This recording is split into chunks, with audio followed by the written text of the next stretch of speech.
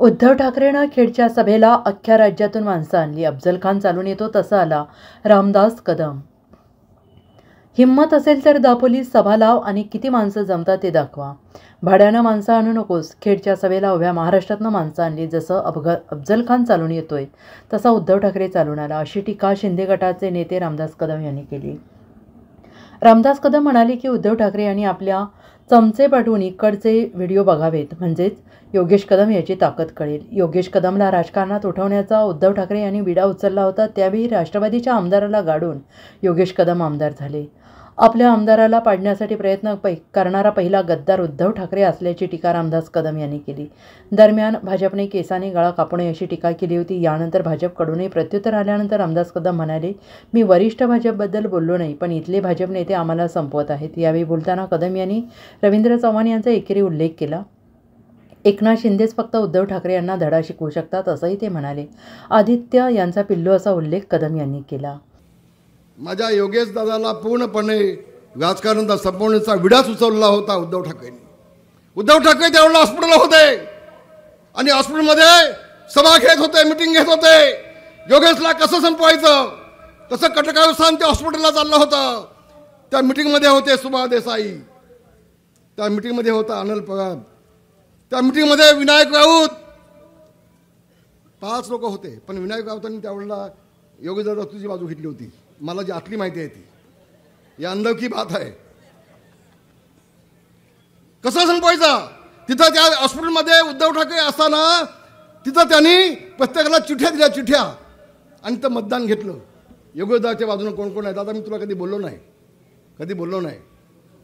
अरे कशासाठी? अरे नवीन निवडून आलेला तरुण आमदार, इथं राष्ट्रवादीचा भगवा झेंडा, राष्ट्रवादीचा झेंडा होता, तर राष्ट्रवादीला गाडून त्यावेळेच्या तटके साहेब तुमच्या नाही, गैरसमज नको, गैरसमज नको. त्यावेळेच्या राष्ट्रवादीला गाडून, त्यावेळेच्या तुमच्या आमदाराला गाडून त्याच्या छाताडाभोवती भगवा झेंडा फडकवण्याचं काम योगेशदादा कदम यांनी केलं होतं. अरे उद्धव ठाकरे त्याची तुला जाणीव नाही? तुझ्या आमदाराला तू फसवतोस, तुझ्या आमदाराला तू फसवतोस, संपवतोस. हा कुठला नेता? जगामध्ये आपल्याच आमदाराला संपवायचं काम करणारा पहिला नेता कोण असेल गद्दार, त्याचं नाव उद्धव ठाकरे. उद्धव ठाकरे त्याचं नाव. हे बघा हा साक्षीदार आहे, तर छत्रपती शिवाजी महाराजांचा भव्य पुत्र हा साक्षीदार आहे शिंदे साहेब. हा पुत्र जो आहे योगेश दादांनी 55 लाख रुपये हे शिवसागर फंडातून मुंबईला जमा केले.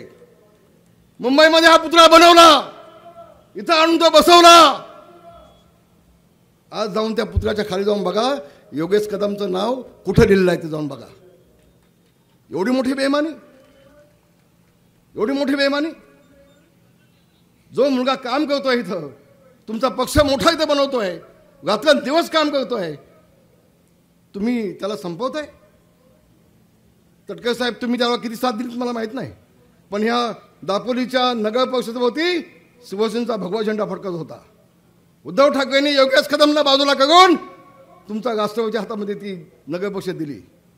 तुमचे आभार मानतो, त्याशी तुम्ही चांगला निर्णय घेतलात, तुमचे मी आभार मानतो.